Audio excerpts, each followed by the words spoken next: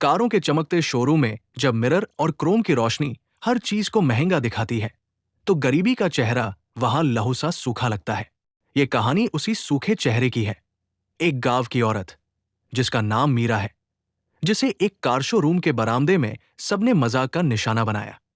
पर यह कहानी सिर्फ अपमान की नहीं, ये संघर्ष, आवाज उठाने और गरिमा पाने की कहानी है। ये कहानी बताती है कि कैसे एक साधारण इंसान का सच्चा हौसला, चालाकी और धैर्य अस्वीकार्य परिस्थिति को बदलकर दूसरों की आंखें खोल देता है। मीरा के हाथ हमेशा काम करते थे, उनके नाखून मिट्टी काली, हथेली में हल्के दरारें, पर मन में एक अजीब सी चमक थी। गांव के बगीचे में, बाजार की गलियों में और शादी ब्याह की ढेरों रस्मों में उसने अपने परिवार के लिए कमाया। मगर सपना, मीरा का एक छोटा सा सपना था। एक दिन शहर जाकर अपने बेटे के लिए एक छोटी सी कार देखेगी। उसे पता नहीं था कि कार खरीदने की लिस्ट में घर के नाम, बैंक के कागज और क्रेडिट स्कोर का जंजाल भी होता है। उसके लिए कार सिर्फ आजादी की निशानी थी, कि वो कहीं बिना किसी की मदद के अपने बेटे को लेकर स्कूल से ले आ सके, घाव पर मरहम की दवा ले जा सके और कभी कभी अपने परिवार को शहर की एक सिनेमा हॉल में बैठाकर पॉपकॉर्न खिलाए। उसका बेटा अंशु 8 साल का था, तेज तर्रार, किताबों में डूबा और मां के लिए दुनिया की हर चीज। अंशु के पिता की मौत के बाद मीरा ने मेहनत की, छोटी छोटी बचत की और आखिरकार एक दिन उसके पास कार की डाउन पेमेंट जितनी रकम इकट्ठी हो गई। गांव के पड़ोसियों ने भी सहयोग किया, कुछ पैसे उधार दिए, कुछ सामग्री बेची और मीरा ने तय कर लिया कि वो शहर जाएगी और अपना सपना पूरा करेगी। उसे बुलंद हौसला था, पर वो नहीं जानती थी कि शहर की चमक दमक उसकी गरिमा पर वार करने के लिए भी उतनी ही तैयार है। शहर का शोरूम, जहां बड़ी बड़ी साइन बोर्ड, सुंदर रैंप, मुस्कराते हुए सेल्समैन और चमकती कारें थी, पहली बार में ही मीरा को मंत्रमुग्ध कर गया।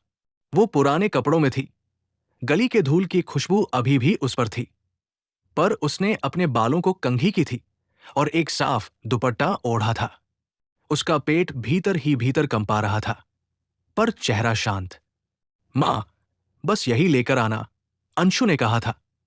मीरा ने अपनी झोली संभाली और कदम बढ़ाया। अंदर एक लंबी टेबल के सामने बैठे एक पुरुष ने नजर उठाई। चमड़े की कुर्सी पर उसकी मुद्रा पर ही पता चलता था कि वो यहां का मैनेजर है।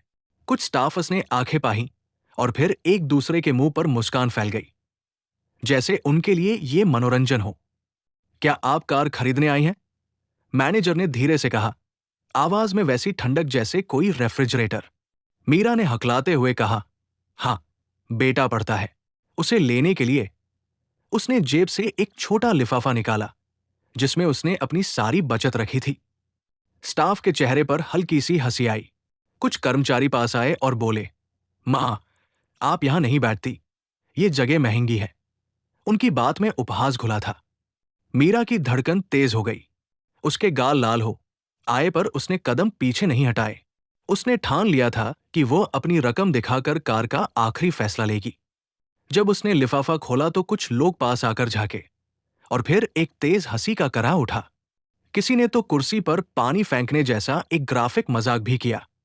ये वही पल था जिसकी तस्वीर बाद में बनकर इंटरनेट पर थी। मीरा बीच में गीली उसके साड़ी पर, स्टाफ हंसते हुए कोई बोतल से पानी डाल रहा। पानी गिरते ही मीरा का मान अपमान एक साथ टकराने लगे। लोग मोबाइल निकालकर फोटो खींचने लगे। स्त्री पुरुष, युवामसक, सबने उसकी गरिमा पर वार किया। मीरा कुछ बोल पाती तो उसका बेटा, जो दूर खड़े होकर मां को देख रहा था, उसके लिए रोना शुरू कर देता। मीरा ने अपने हाथ जोड़ लिए, आंखों में आंसू थे पर हाथ ज्यों के त्यों थे। उसने खुद को संभाला और धीरे से कहा, यह मेरी जिंदगी की कमाई है। मैं बस कार देखने आई थी। एक स्टाफ ने थू कर कहा, अच्छा, तुम्हें यहां क्या करना? यहां तो अपने जैसी नहीं आती। मीरा पर आंसू आ गए, पर वो कुछ कहने लगी। उसकी आवाज में अब कुछ और था, कोई डर नहीं बल्कि दर्द और आत्मसम्मान का मेल। मैं किसी का मजाक नहीं बनवा रही, ये मेरे बेटे का भविष्य है। अगर आप हमें नहीं बेचना चाहते तो कम से कम हमारी इज्जत बनाए रखो। उनकी बातें स्क्रीन पर रिकॉर्ड हो रही थी। कुछ लोग हंसी में झूम रहे थे, पर पास ही एक बुजुर्ग महिला थी, शोरूम की सिक्योरिटी की, जिसकी आंखों में भी कुछ नरमाई थी। उसने देखा कि मीरा की आंखों में कुछ अलग है। शर्म नहीं, पर गरिमा है। वो महीन सी आवाज में बोली, हर किसी के पास कहानी होती है। और एक बार फिर मीरा ने ठहर कर कहा, अगर कोई सुनना चाहे तो मैं अपनी कहानी बता सकती हूं। मीरा ने बैठकर सारी सच्ची कहानी बताई। अंशु के पिता की मौत की वजह से कैसे उसने अपने घर का सारा बोझ उठाया, कैसे खेत की उपज गिरने पर शहर की मंडियों में वो सब्जी बेचने गई, कैसे रात दिन उसने काम किया और किस तरह से उसने हर महीने कुछ पैसे बचाए। उसकी आवाज में दर्द था, पर आत्मसम्मान जैसा कुछ और भी था, जो बिना शिकवे के अपनी मजबूरी की बात कह रहा था। शोरूम के कुछ ग्राहक संवेदनशील हो गए, पर कुछ की हंसी अभी भी नहीं रुकी। फिर मीरा ने कहा, मुझे पैसे के साथ सच्चाई भी चाहिए। अगर आपकी कंपनी बताती है कि किस तरह का फाइनेंस है, किस तरह का ईएमआई रहेगा, तो मैं उसे जानना चाहती हूं।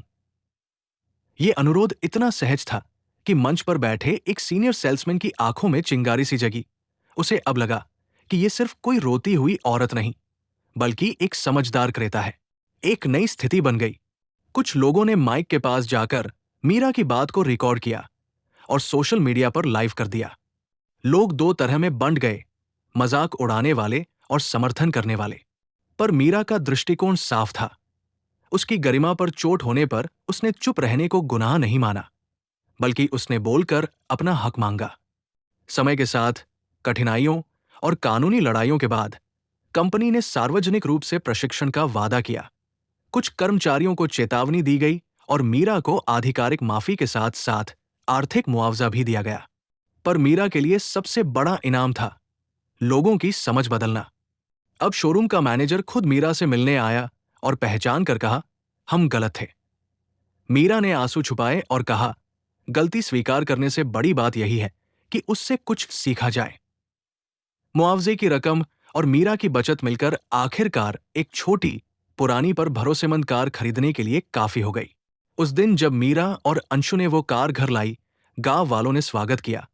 पर यह स्वागत सिर्फ ध्वनि नहीं था, यह सम्मान था जो मीरा ने खुद कमाया था। बच्चे, रोजमर्रा की जानकारियां और गांव की महिला मंडली ने देखा कि कैसे गरिमा और आत्मसम्मान ने एक इंसान को जिताया। मीरा ने अपने जीवन का वादा किया, वो अपनी बचत को बढ़ाएगी, बच्चों की पढ़ाई पर जोर देगी, और जब भी कोई उसके जैसे अपमान का शिकार होगा, चाहे वो शहर में हो या गांव में, वो उनकी आवाज बनेगी। उसने एक छोटी सी समिति बनाई जहां महिलाएं मिलकर बचत योजनाएं और कानूनी सहायता पर चर्चा करती। मीरा की कहानी अब सिर्फ एक निजी विजय नहीं रही, ये गांव और शहर के बीच के उस सेतु की कहानी बन गई जो लोगों को सिखाती है कि गरिमा कई बार पैसों से ज्यादा महत्व रखती है।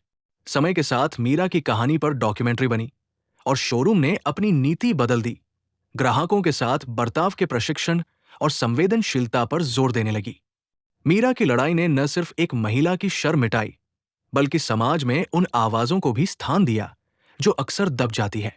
मीरा अब सशक्त और आत्मनिर्भर थी, पर उसने कभी नहीं भूला कि उसकी शुरुआत कहां से हुई, और उसी वजह से उसने हर वर्ष उस दिन गांव में गरिमा दिवस मनाने का आरंभ किया, जहां लोग अपने अनुभव साझा करते और एक दूसरे की मदद करने के रास्ते खोजते। ये कहानी इसलिए नहीं है कि एक गरीब औरत ने शहर पर विजय पाई।